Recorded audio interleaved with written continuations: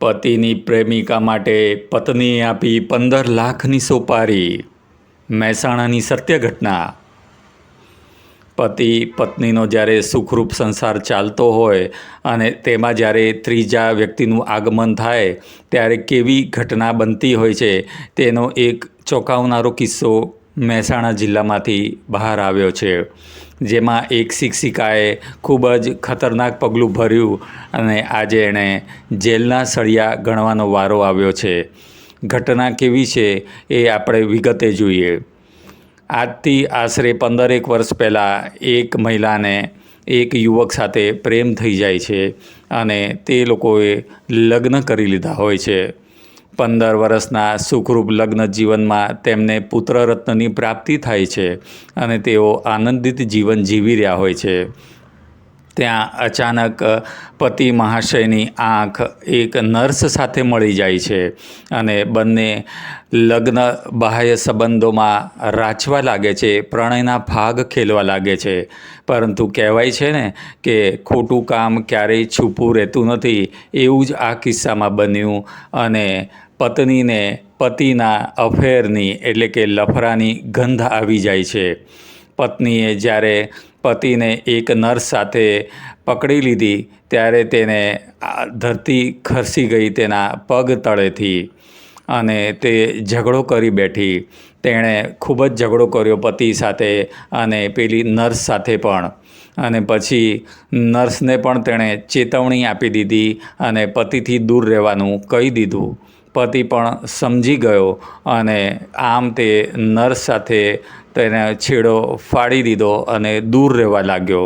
આમ ને આમ બીજા 6 મહિના વીતી જાય છે. પરંતુ 6 મહિના પછી અચાનક જ પત્નીનું ધ્યાન જાય છે કે પતિ તો હજી પણ તે નર્સ સાથે છુપી રીતે સંબંધ પહેલાંની જેમ જ ચાલુ છે. હળવા મળવાનું અને પહેલાંની જેમ જ પ્રેમ ગીતો ગાવાનું બંનેનું ચાલુ જ છે, પતિનું અને નર્સનું. હવે તો પત્નીનો ગુસ્સો 7મા આસમાને પહોંચી જાય છે.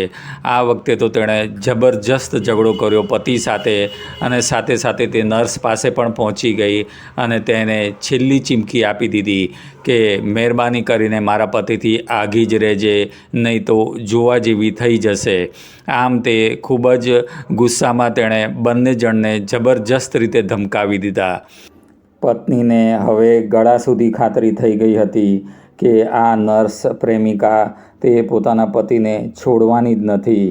આમ ને આમ તેણે મનમાં ને મનમાં સમસમીને બેસી રહી. એવામાં પતિ અને પત્ની અને બાળક સાથે તેઓ ઓસ્ટ્રેલિયા ફરવા જાય છે. ઓસ્ટ્રેલિયામાં ગયા ત્યારે પત્નીને ત્યાં એક વ્યક્તિનો ભેટો થઈ જાય છે, જે વ્યક્તિ તેને કહે છે કે તે કોઈ ખૂબ જ ઊંચા હોદ્દા ઉપર કામ કરે છે અને તેને પોતાની આપવીતી પણ પત્નીએ જણાવી કે મારા પતિને એક એની પ્રેમિકા છે જે એનો પીછો છોડતી નથી અને મારું જીવન, લગ્ન જીવન એમાં ખરાબ થવાની પૂરેપૂરી શક્યતા છે. આમ તેણે પતિને પાછો વાળવા માટે અથવા તો તે પ્રેમિકાથી છુટકારો મેળવવા માટે પેલા માણસે તેને ખાતરી આપી કે હું તને તેનાથી છુટકારો અપાવી શકું છું. આ માટે પછી પત્નીએ તેને પોતાની પતિને પ્રેમિકાથી છોડાવવા માટે પ્રેમિકા વિરુદ્ધ સોપારી આપે છે અને 15 લાખ રૂપિયાનો સોદો નક્કી કરે છે. પેલી ઓસ્ટ્રેલિયાની વ્યક્તિએ એનો સોદો પાર પાડવા માટે ભારતમાં રાજસ્થાનની એક વ્યક્તિને તે સોંપે છે. રાજસ્થાનની વ્યક્તિએ વડોદરાના વ્યક્તિને આનો કાંટો કાઢવા માટે નર્સ પ્રેમિકાનો કાંટો કાઢવા માટેની કામગીરી સોંપે છે. તે વડોદરાના માણસો અને ત્યાં રાજસ્થાનના માણસો ભેગા મળીને હથિયારની ખરીદી કરે છે અને હથિયાર માટે તેને 1 લાખ રૂપિયા પણ અગાઉથી આપવામાં આવે છે. 1 લાખ રૂપિયાના હથિયારો લઈને પછી તે માણસો તે મહેસાણામાં નર્સની રેકી કરે છે કે ક્યાં આવે જાય છે અને ક્યારે તેને મોકો જોઈને ઉડાવી દેવામાં આવે. પરંતુ તેઓ જ્યારે તેની તપાસ આરંભે છે અને તેના ઉપર વોચ ગોઠવે છે ત્યારે ચારે તરફ તેમને સીસીટીવી કેમેરા વગેરે જોઈને તેઓ ડરી જાય છે અને પાછા ચાલ્યા જાય છે.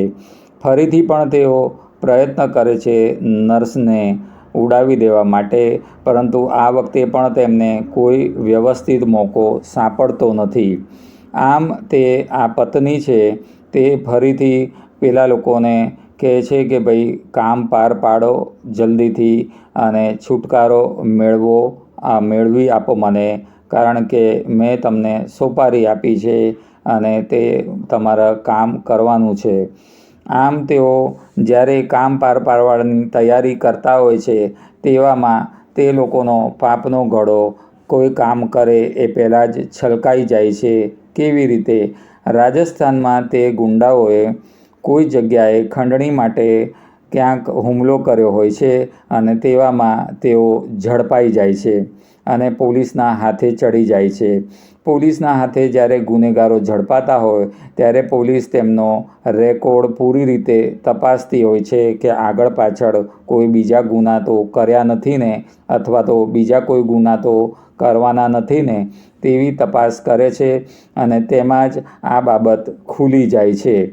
તેઓએ વટાણા વેરી દીધા કે તેમને એક સોપારી મહેસાણાની એક શિક્ષિકાએ પોતાના પતિની પ્રેમિકા જે નર્સ હોય છે તેને પતાવવા માટે સોપારી આપેલી છે અને તેના માટે તેઓ ફિરાકમાં જ હતા અને 2 વાર પ્રયત્ન કર્યો, પરંતુ તેઓ તેમાં સફળ નહોતા થઈ શક્યા.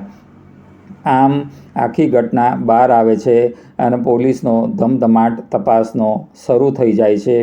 આ મામલામાં તેમણે 7 વ્યક્તિઓની ધરપકડ કરી અને સાથે સાથે પત્નીને પણ ધરપકડ કરી હતી. એ પછી તેમણે વધારે તપાસ આરંભી તો આગળ જતાં એ ખુલ્યું કે પત્નીએ ઓસ્ટ્રેલિયા પ્રવાસમાં છેક ઓસ્ટ્રેલિયામાં એક વ્યક્તિને આ કામ સોંપેલું હતું અને ઓસ્ટ્રેલિયાની વ્યક્તિએ રાજસ્થાનની વ્યક્તિને આ સોપારીનું કામ સોંપેલું હતું અને તે રાજસ્થાનની વ્યક્તિએ ત્યાંના માણસો અને સાથે સાથે વડોદરાના માણસોને સાધીને આવી રીતે કુલ 7 માણસોને સંપર્ક કરીને તૈયાર કર્યા હતા આ નર્સને ઉડાવી દેવા માટે.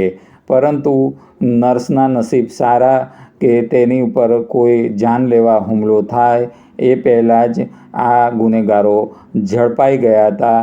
પોલીસના હાથે કોઈ બીજી જગ્યાએ કોઈ ખંડણીખોરી કરવા માટે જ્યારે મારવા માટે ગયા હતા અને ત્યારે ત્યાં તેઓ ઝડપાયા અને તેમની આગળની તપાસમાં પોલીસના હાથે આ બાબત બહાર આવી ગઈ હતી. તો મિત્રો, જ્યારે પતિ પત્નીના સંબંધોમાં ત્રીજી વ્યક્તિનું આગમન થાય ત્યારે આવી ખતરનાક ઘટનાઓ બનતી હોય છે, જ્યારે કોઈ એક વ્યક્તિ આ બાબતને સ્વીકારતું નથી અને તેને ખોટી રીતે ગુનો આચરવાનો પ્રયત્ન કરે છે.